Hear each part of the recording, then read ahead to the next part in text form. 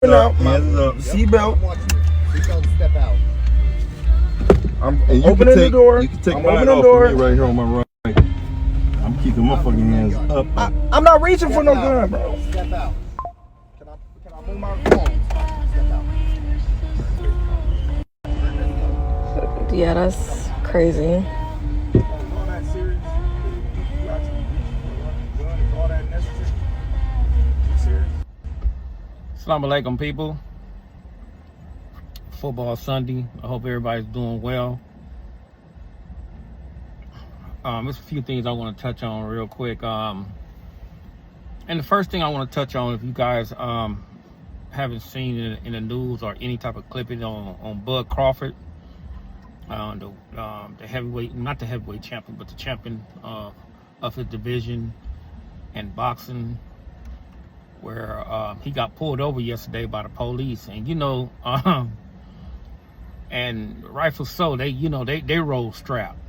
And when I mean they roll strapped, they roll with pistols, guns, anything to protect themselves, man, because that's the way they roll. They have like license, they have like things to the point where everything's gonna be okay when they transpire through the land. So anybody try to get up on them, they gonna do their thing. They 1-2 step, and it's always good, man, to travel like that. But I just want brothers and sisters to be mindful that when you travel like that, bro, when you be licensed, always be mindful, man, that the police, man, they will still try to trip on you, irregardless of what's going on, irregardless of you legal, irregardless of anything. Just because you're black, they'll trip on you. So I think brothers need to be mindful of that. I think sisters need to be mindful of that, and I think people just need to be mindful on how they just deal with the police in general, because a lot of times, man, the police can be totally wrong and out of pocket. It's how you use your attack and your strategy to get away from that type of situation or get yourself about a situation. It's not always about being angry or something like that. You can talk your shit. I'm not saying you can't talk your shit, but it's a way that you talk your shit. And this is why it's important for brothers to know the law, certain laws, certain codes, certain things that you can pop at them to make sure they get up off you. And this is why it's always good to know people in law enforcement, man. And I know we come from that lifestyle where the police is this and the police is that, but I'm sure that all of us have somebody in their family that's like law enforcement.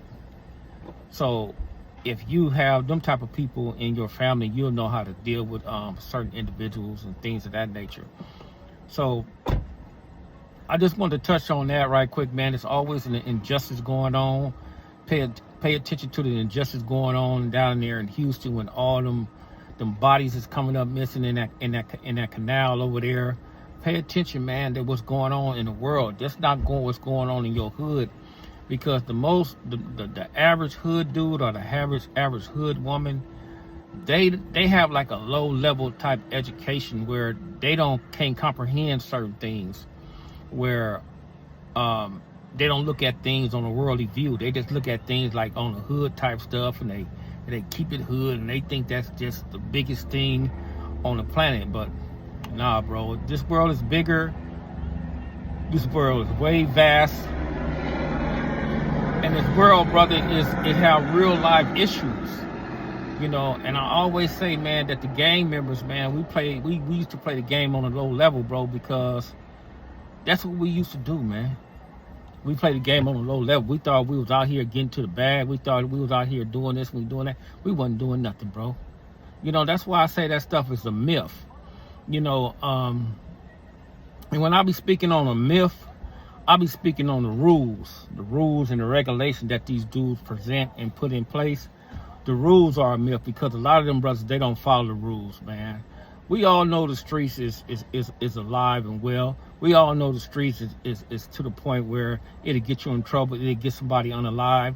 We all know that type of stuff. We're not talking about that. We're talking about the myth part, is that when you're dealing with your homies, or when you're dealing with your section, or you dealing with anything inside the United States ghetto, or anything dealing with an organization, everybody don't follow the rules and everything becomes selective, you know. And sometimes, man, these older dudes, what they do is they try to justify the bullshit that goes on in the neighborhood unless, you know, something happened to them, you know. Even when you selling drugs, man, when you're selling drugs, that will destroy the community. When you out there gang banging, you trying to, you know, kill another individual, another black man that look just like you, walk like you, talk like you, and things of that nature. So these are the things, man, that we be talking about, man, that becomes very, very selective, and it's a myth. You know, you can't follow no rules, you know. Even with the things that's dealing inside the penitentiary right now, where they having an issue with the 50-50 yards and all that type of stuff. But my thing is that, bro, you can't bang forever, bro. There's gonna come a time that you're gonna say, okay, man, I'm tired of that stuff. I'm not rocking with that stuff no more, and things of that nature. And another thing that I don't agree with is like when brothers say, you know, I'm a Muslim, so I can't be a Muslim and a Crip at the same time. And I also feel that way if you're a Christian. You can't be no Christian and a Crip at the same time, because the rules is diametrically opposed to each other, bro. When you're a Christian or you a Muslim, or you dealing with anything, a walk of life of any type of religious, you walk it on the side. You're trying to walk on the side that is just, you know, being in just the things that are good. And when you're saying that you can be a Crip or a Muslim one day, a Muslim one day or in a Christian one day, and then the next day you can be a Crip or a Blood or something like that, brother. That means, brother, you're perplexed. You don't know what you want to be. You know, you have 1 foot in and 1 foot out, man.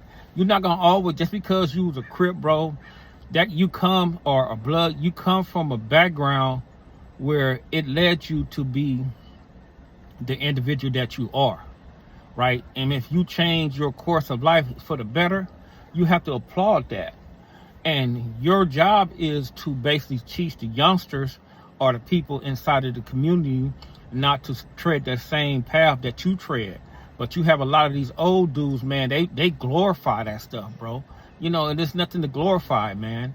And it's crazy, man, because it's like when you're dealing with any type of gang structure, bro, when you go into it, you're dealing with your enemy, your outside enemy. And then you're dealing with the police because they become your enemy. And then you're dealing with your own homies because they become a potential enemy as well, though, bro. Because you have back doors in every hood, in every section, in every community inside the United States ghetto. I don't care if it's from California, Boston, Detroit, Oklahoma, or wherever it is, bro. You have these elements and then you have these characteristics. So the thing is, man, that I'll be trying to convey to certain individuals, bro, that look here, bro, there's a better way and there's a better life on the other side, bro. And I'm telling you this for sure, bro. You know, you may can get to the bag a little bit out there inside the United States ghettos, bro. But when you get out here and you start getting real contracts and you start rubbing shoulders and elbows with people with a different way of life, and you start going to different countries, different cities, different states and things of that nature, you're going to see, bro, that everything that we was doing, brother, in that gang culture, brother, we was doing it on a low level, bro. And we haven't conquered nothing. I haven't seen not one section, brother, inside of California, inside of Los Angeles, the United States ghettos, where one section went over there and just took over a rival gang section and just went over there and just took it over, bro. You know, but when you have the United States of America, they can go to different countries, different cities, different states, and they'll take it over, bro. That's what you call banging. That's what you call being a gangster. That's what you call being a hustler. When you can go somewhere, brother, and when you can control, you know, other aspects, other different countries, other different neighborhoods and things of that nature, that's when you know, brother, that you playing things on a high level.